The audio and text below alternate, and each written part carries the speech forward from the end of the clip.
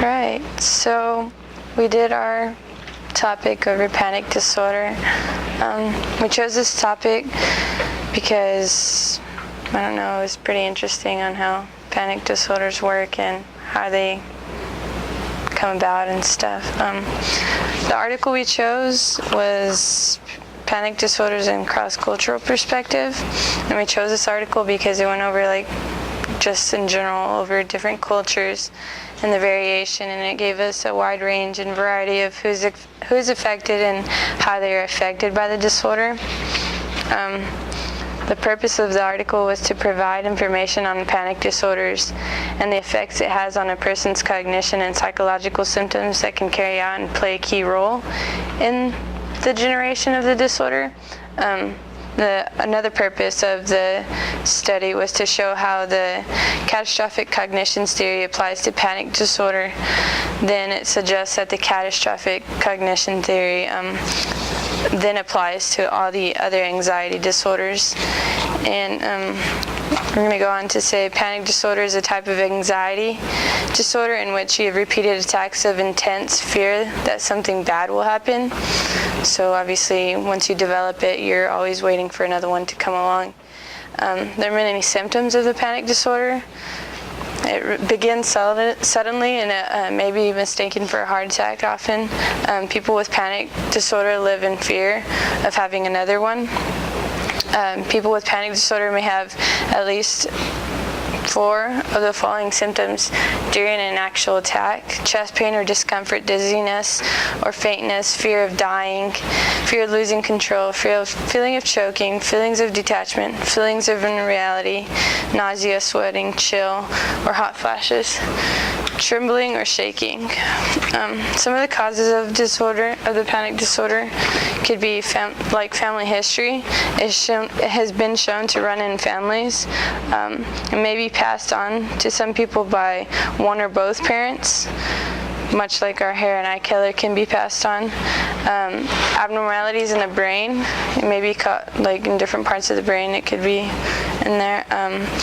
It could also develop through substance abuse of alcohol or drugs, and major life stress, such stressful life events, major life transitions, like going to college if you're really in fear of that, a death of a loved one, someone really close, or anything like that can trigger a panic disorder.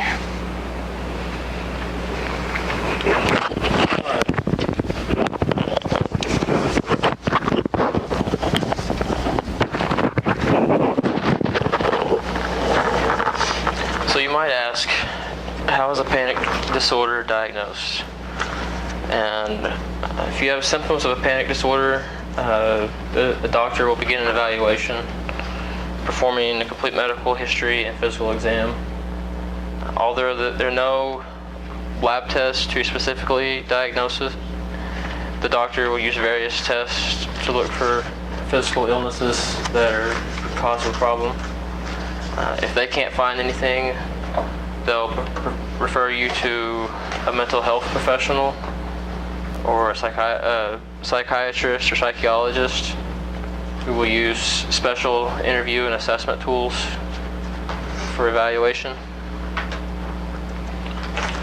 The doctor bases his or her diagnosis on reported intensity and duration of symptoms, including the frequency of panic attacks, the doctor's observation of the patient's attitude and behavior.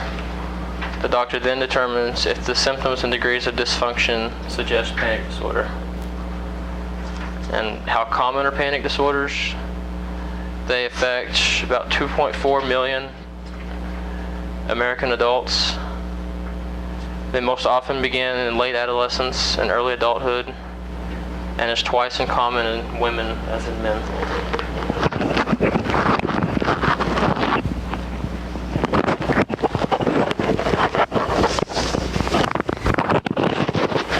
And so then going back to the article, what we found was that it provided us with cross-culture perspectives and just how people from different backgrounds and experiences can have panic attacks and anxiety disorders.